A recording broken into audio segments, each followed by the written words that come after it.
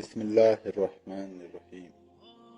ہجرت کا 8واں سال، اربع مطابق عیسوی سن 629۔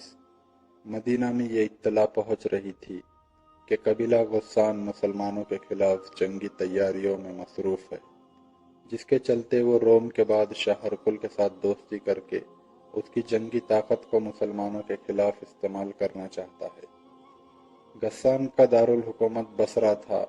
آپ علیہ السلام نے بصرہ کے حاکم کو ایک خط لکھا جس میں اسے قبول اسلام کی دعوت دی گئی، پیشتر اس کے کہ یہ قبیلہ روم کی جنگی قوت سے مرعوب ہو کر عیسائیت کی آغوش میں چلا جائے، یہ اسلام قبول کر لے اور اپنا اتحادی بن کر ہرقل سے بچ جائے۔ اس وقت ہرقل اپنی فوج کے ساتھ غسان کے علاقے میں داخل ہو چکا تھا۔ غسان کے سردار کو اطلاع مل چکی تھی کہ روم کا بادشاہ ہرقل اپنی 1,00,000 کی فوج کے ساتھ غسان کے علاقوں میں گھس چکا ہے، مگر وہ پریشان نہیں تھا۔ وہ ہرقل کے ساتھ دوستی کا ہاتھ بڑھانے کا ارادہ کر چکا تھا۔ آپ علیہ السلام نے اپنا خط حارثہ بن عمیر ازدی رضی اللہ عنہ کو دے کر بصرہ روانہ کیا۔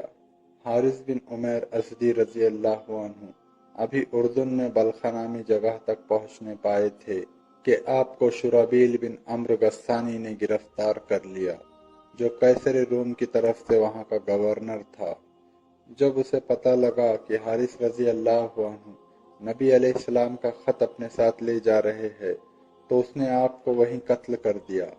اس وقت سفیروں اور قاصدوں یعنی ایلچیوں کا قتل نہایت بدترین جرم مانا جاتا اور اعلان جنگ کے برابر یا اس سے بڑھ کر سمجھا جاتا تھا۔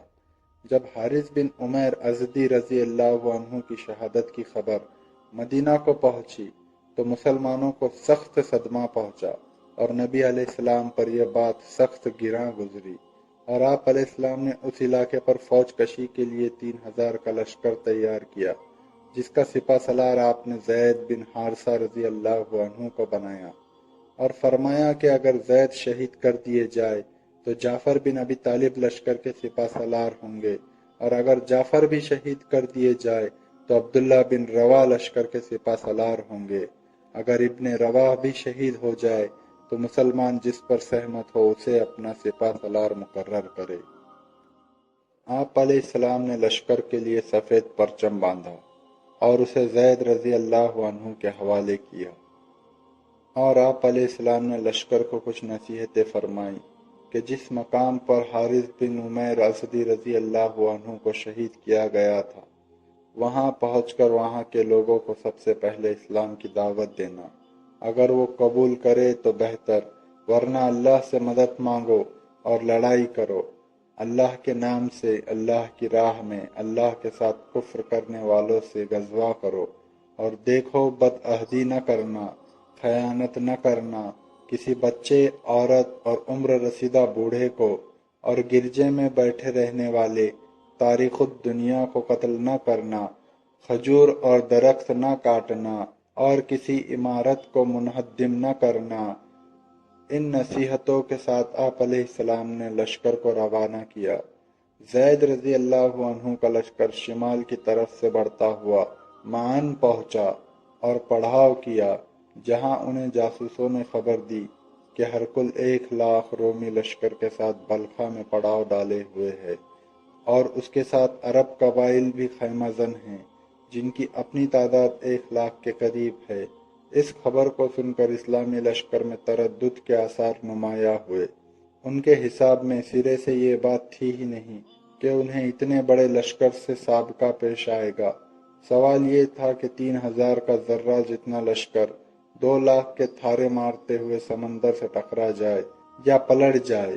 مسلمان معان میں 2 دن ٹھہرے رہے اور باہم مشورہ ہوتا رہا کہ نبی علیہ السلام کو خط لکھا جائے اور حکم کا انتظار کیا جائے۔ ابھی کوئی خاصی رائے قائم نہیں ہوئی تھی کہ عبداللہ بن رواح رضی اللہ عنہ نے بلند آواز سے لوگوں کو اپنی طرف مخاطب کرتے ہوئے کہا، خدا کی قسم جس چیز سے آپ کترا رہے ہیں یہ تو وہی شہادت ہے جس کی طلب میں آپ نکلے ہیں۔ یاد رہے دشمن سے ہماری لڑائی تعداد یا قوت اور کثرت کے بل پر نہیں، بلکہ ہم محض اس دین کے بل پر لڑتے ہیں جس سے اللہ نے ہمیں مشرف کیا ہے، مقابلہ کرو، ہمیں دو بھلائیوں میں سے ایک ضرور حاصل ہوگی، یا تو ہم غالب آئیں گے یا ہمارے لیے شہادت میسر ہوگی۔ عبداللہ بن رواحہ رضی اللہ عنہ کے جوشیلے کلام سے تمام مسلمانوں میں جوش اور شہادت کا شوق پیدا ہو گیا۔ اسلامی لشکر مہان سے روانہ ہوا اور بلخا کی ایک بستی معاشریف کے قریب ہرکل کی فوج سے ان کا سامنا ہوا۔ جب دشمن قریب آیا تو مسلمان مقام متا کی جانب سمٹ کر خیمہ زن ہو گئے۔ بالآخر میدان متا میں دونوں لشکروں کا مقابلہ ہوا۔ ایک طرف 2 لاکھ کا لشکر جرار اور دوسری طرف 3,000 اسلام کے غازیان تھے۔ اسی لشکر میں خالد بن ولید بھی شامل تھے اور مسلمان ہونے کے بعد ان کو پہلی مرتبہ جوہر شجاعت دکھانے کا موقع ملا تھا۔ یہ معرکہ ایسا تھا کہ مجاہدین کا حوصلہ اور جذبہ برقرار رکھنے کے لیے سپہ سالار کو آگے ہونا ضروری تھا۔ زید رضی اللہ عنہ علم کو ساتھ لے کر لشکر کے سامنے سب سے آگے تھے، کیونکہ علم زید رضی اللہ عنہ کے پاس تھا۔ دشمن کا وار بھی سب سے زیادہ انہی پر ہو رہا تھا۔ زید رضی اللہ عنہ کو تیر لگ چکے تھے، جسم سے خون بہہ رہا تھا، لیکن آپ نے علم نیچے نہ ہونے دیا۔ علم اٹھاتے ہوئے وہ تلوار بھی چلا رہے تھے، یہاں تک کہ دشمن کے نیزوں میں گد گئے اور جام شہادت نوش فرمایا۔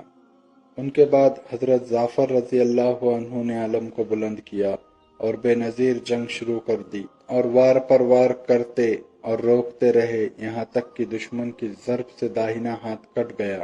اس کے بعد انہوں نے علم کو بائیں ہاتھ میں لے لیا اور مسلسل بلند رکھا، یہاں تک کہ بایاں ہاتھ بھی کاٹ دیا گیا، تو انہوں نے علم کو گردن اور سینے سے لگا کر بلند رکھا، یہاں تک کہ شہید ہو گئے۔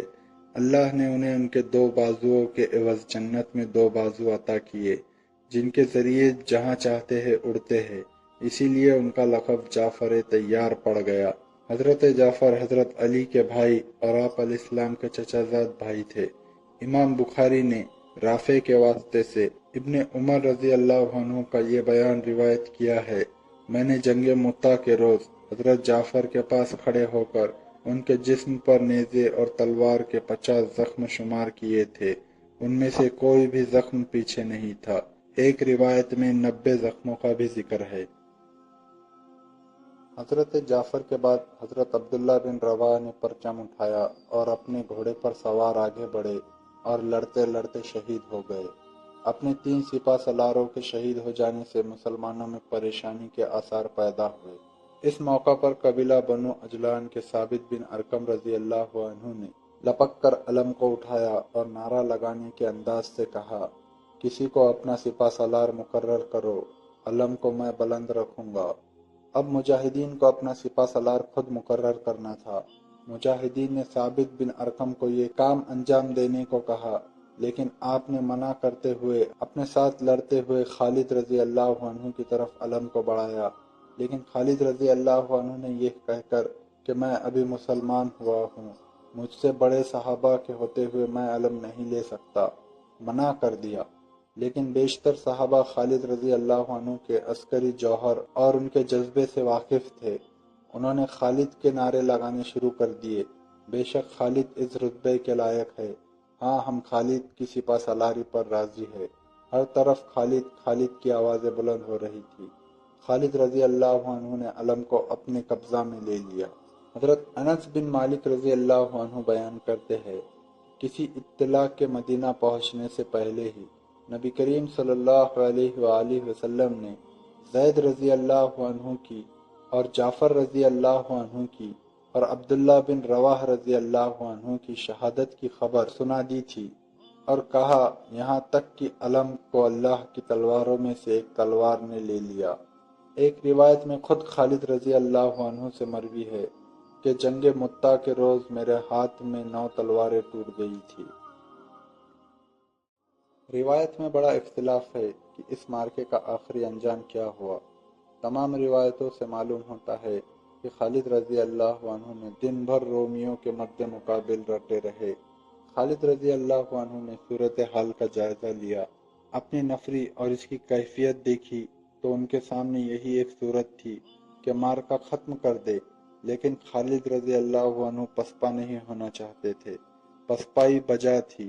خالد رضی اللہ عنہ ایسی چال سوچ رہے تھے جس کے ذریعے رومیوں کو مرعوب کر کے اتنی کامیابی کے ساتھ مسلمانوں کو سلامتی کے ساتھ پیچھے ہٹایا جائے کہ رومیوں کو تعاقب کی ہمت ہی نہ رہے، کیونکہ خالد رضی اللہ عنہ یہ بات اچھے سے جانتے تھے کہ مسلمان اگر بھاگ کھڑے ہوئے اور دشمن تعاقب میں آیا تو اس کا نتیجہ مجاہدین کی تباہی ہوگی۔ چنانچہ جب دوسرے دن صبح ہوئی، خالد رضی اللہ عنہ نے لشکر کی حیت اور وضع تبدیل کر دی اور اس کی جگہ نئی ترتیب قائم کی۔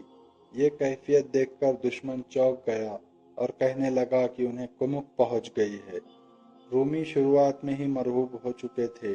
جب دونوں لشکروں کا آمنا سامنا ہوا اور کچھ دیر جھڑپ ہو چکی تو خالد رضی اللہ عنہ نے اپنے لشکر کا نظام محفوظ رکھتے ہوئے مسلمانوں کو تھوڑا تھوڑا پیچھے ہٹانا شروع کیا، لیکن رومیوں نے اس خوف سے کہ یہ مسلمانوں کی کوئی چال ہے ان کا تعاقب نہیں کیا، جس کا نتیجہ یہ ہوا کہ مسلمان اپنے علاقے میں سلامتی کے ساتھ لوٹ گئے۔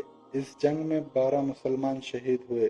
رومیوں کے مقتولین کا علم نہ ہو سکا، لیکن اندازہ کیا جا سکتا ہے کہ جس جنگ میں خالد رضی اللہ عنہ کے ہاتھوں میں 9 تلواریں ٹوٹی ہو تو مارے جانے والوں اور زخمیوں کی تعداد کتنی ہوگی۔